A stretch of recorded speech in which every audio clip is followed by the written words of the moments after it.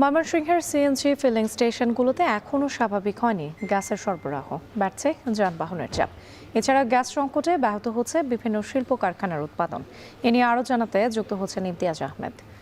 ইমতিয়াজ, জানাবেন শিল্প কারখানাগুলোতে গ্যাসের চাপ কেমন দেখছেন এই মুহূর্তে এবং উৎপাদন ব্যাহত হচ্ছে কিনা? রাত্রি আপনি জানেন যে সারা দেশে কিন্তু গ্যাসের একটা তীব্র সংকট চলছে, যে সংকটটি কবলে কিন্তু ময়মনসিংহ বিভাগেও পড়েছে এবং সেখানে আমরা দেখতে পাচ্ছি যে ময়মনসিংহের যে রপ্তানি যে অন্যতম কেন্দ্রবিন্দু শিল্পাঞ্চল ভালুকা, সেখানে বিভিন্ন যে পোশাক কারখানা থেকে শুরু করে ওষুধ ফ্যাক্টরি রয়েছে, সেই শিল্পাঞ্চলে কিন্তু তীব্র গ্যাসের সংকটে উৎপাদন ব্যাহত হচ্ছে। অন্যদিকে ময়মনসিংহের বিভিন্ন সিএনজি স্টেশনগুলোতেও গ্যাসের চাপ কম রয়েছে এবং ময়মনসিংহে যে বেসিক শিল্প নগরী রয়েছে সেখানে আমরা রয়েছে, সেখানে যে গ্যাসের যে ডায়ারগুলো দেখতে পাচ্ছি আমরা, একটি কয়েল কারখানায় রয়েছে, সেই ডায়ারগুলোতে গ্যাসের চাপ অনেকটাই কমে এসেছে। কখনো কখনো একটু চাপ বাড়ছে, আবার কখনো কখনো চাপ নেমে যাচ্ছে, যার ফলে তাদের উৎপাদন কিন্তু চরমভাবে ব্যাহত হচ্ছে।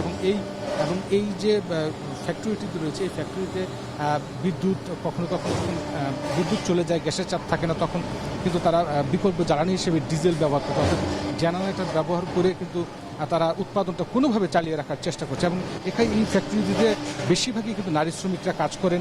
কয়েল ফ্যাক্টরিটিতে প্রায় অর্ধশত নারী শ্রমিক তারা কিন্তু এখানে কাজ করেন এবং এই কাজ করার ফলে তারা প্রোডাকশনে যেহেতু কাজ করেন, উৎপাদন যেহেতু কমে এসেছে, তাদের আয় রোজগারটাও কিন্তু কমে এসেছে। এবং যারা মালিক ছিলেন তারা বলছেন যে তারা যে পরিমাণ মাসে তাদের উৎপাদন ছিল, সেই উৎপাদনের ব্যাহত হওয়ার কারণে দেখা গেছে যে তাদের প্রফিটটাও কিন্তু কম হচ্ছে এবং শ্রমিকদের মজুরি যে পরিমাণ পেত আগে, সেখান থেকে অনেকটা কমে এসেছে। এই ফ্যাক্টরি, এই বেসিক শিল্পনগরীতে প্রায় 96টি কারখানা রয়েছে ক্ষুদ্র মাঝারি, যার মধ্যে অনেক কারখানায় কিন্তু বন্ধ হয়ে গেছে এবং অনেক কারখানা যেগুলো চালু রয়েছে সেগুলো গ্যাস সংকটের কারণে দেখা গেছে মুড়ির মিল রয়েছে, বিভিন্ন বেকারি রয়েছে, আর সেগুলো বিকল্প জ্বালানি হিসেবে কিন্তু আমরা জীবাশ্ম জ্বালানি দেখছি, কাঠ কয়লা পুড়িয়ে তারা কিন্তু এটা কোনোভাবে তাদের উৎপাদন চালু রাখছেন। এবং তারা বলছেন যেহেতু গ্যাসের সংকট রয়েছে, তা কোনোভাবে তারা এইভাবে তারা এই উৎপাদনগুলো চালিয়ে রাখছেন। যখন গ্যাস স্বাভাবিক হবে তারা হয়তো এই জীবাশ্ম জ্বালানিটা বন্ধ করবে। এবং আমরা কীটনাশকের কারখানা দেখছি, বিভিন্ন স্টিল ফ্যাক্টরি রয়েছে, সেগুলোতেও উৎপাদন স্থগিত রয়েছে। যেহেতু নারীরা এখানে যেটা বলছিলেন আমরা, যে তারা যে দৈনিক এক সময় 700 থেকে 800 টাকা গড়ে তারা যে কাজ করতো, সেখানে 400 থেকে 500 টাকার উপরে করতে পারছেন এবং অনেক নারী শ্রমিকই এখানে কাজ করছেন। এবং যেই উৎপাদন যারা এখান থেকে সারা দেশে তারা যে উৎপাদনটা করতো কয়েলের, সেই উৎপাদনটা আগের থেকে কমে এসেছে এবং যারা শ্রমিকরাও বলছেন যে তারা যে প্রোডাকশনে যে টাকাটা পেতেন সেই টাকাটাও কমে এসেছে। সুতরাং সংসার চালাতেও তাদের হিমশিম খেতে হচ্ছে। অনেক শ্রমিকও দেখা যাচ্ছে বেকার রয়েছে। সুতরাং কর্তৃপক্ষ যেটা বলছেন যে গ্যাসের সরবরাহটা যদি বৃদ্ধি থাকতো, তাদের উৎপাদনটা বৃদ্ধি হতো, বিক্রি বেশি হতো এবং সেই জায়গা থেকে তারা যে শ্রমিকের মজুরি, সেটিও কিন্তু শ্রমিকের মজুরিটাও কিন্তু সঠিকভাবে পেত। এবং অনেক শ্রমিকের সঙ্গে কথা বলেছেন, তারা একেবারেই খুবই দরিদ্র এবং তারা বলছেন যে উৎপাদনটা, গ্যাসের সরবরাহটা যদি ভালো থাকতো তাহলে তাদের কর্মঘণ্টা বাড়তো এবং কর্মঘণ্টা বাড়লে তাদের আয় রোজগারটা বাড়তো। সব মিলিয়ে ময়মনসিংহের যে শিল্প খাত, সেখানে একটা স্থবিরতা কিন্তু এই তীব্র গ্যাস সংকটের কারণে তৈরি হয়েছে। সুতরাং এটি কবে নাগাদ সমাধান হবে সেটি কিন্তু এখন পর্যন্ত আমাদেরকে জানাতে পারে। যে সব মিলিয়ে এই স্থবিরতাটা শিল্প খাতে ময়মনসিংহে চলছে। রাত্রি ময়মনসিংহের গ্যাস সংকটের খবর জানাতে যুক্ত ছিলেন ইমতিয়াজ আহমেদ। এদিকে রাজধানীর গ্যাস স্টেশনগুলোতে গ্যাস সংকট চলছেই। গেল কয়েকদিনের এই সংকটে বিপাকে সিএনজি চালিত বাহনগুলো। এ নিয়ে আরও জানাতে যুক্ত হচ্ছেন তহিদুল তারেক, আপনি এই মুহূর্তে যেখানে রয়েছেন, সিএনজি স্টেশনগুলোতে ভোগান্তি নিয়ে কি বলছেন গ্রাহকরা?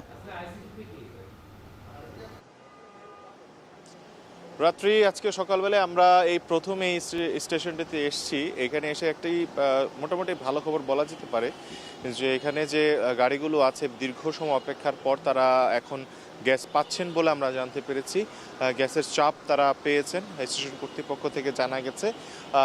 সেই কারণে আসলে তারা এখন গ্যাস সরবরাহ করতে পারছেন। তবে একটি বিষয় আমাদেরকে গ্রাহকরা জানালেন যে আসলে বেশ কিছু স্টেশনে অতিরিক্ত দাম তারা আদায় করছেন 50 থেকে 100 টাকার মতন। তো এই সংকটটাকে কাজে লাগিয়ে একটা সিন্ডিকেট তারা আসলে বাড়তি টাকা হাতিয়ে নেওয়ার একটা উপায় তৈরি করেছে বলে কিন্তু অভিযোগ আসছে আমার কাছে। এবং পাশাপাশি আপনারা যে হয়তো দেখতে পাচ্ছেন যে এখানে যে গাড়িগুলো, এই গাড়িগুলো কিন্তু দীর্ঘ সময় এখানে অপেক্ষা করছিল। কারণ গেল কয়েকদিন যে পরিমাণ সংকট ছিল, খুব সহজে আসলে গ্যাসের চাপ না থাকায়, সরবরাহ না থাকায় গাড়িগুলোকে আসলে গ্যাস সরবরাহ করা যায়নি।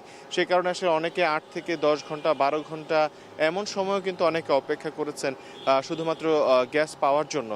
তো সেই জায়গা থেকে আসলে তাদের ভোগান্তিটা আসলে চরমে পৌঁছেছিল। তবে এই স্টেশন কর্তৃপক্ষের সাথে সকালে এসে আমরা যখন কথা বলছি, তারা জানালেন যে গতকাল থেকে তারা কিছুটা গ্যাস পাচ্ছেন, যে গ্যাসই আসছে তারা সেটি সরবরাহ করার চেষ্টা করছেন।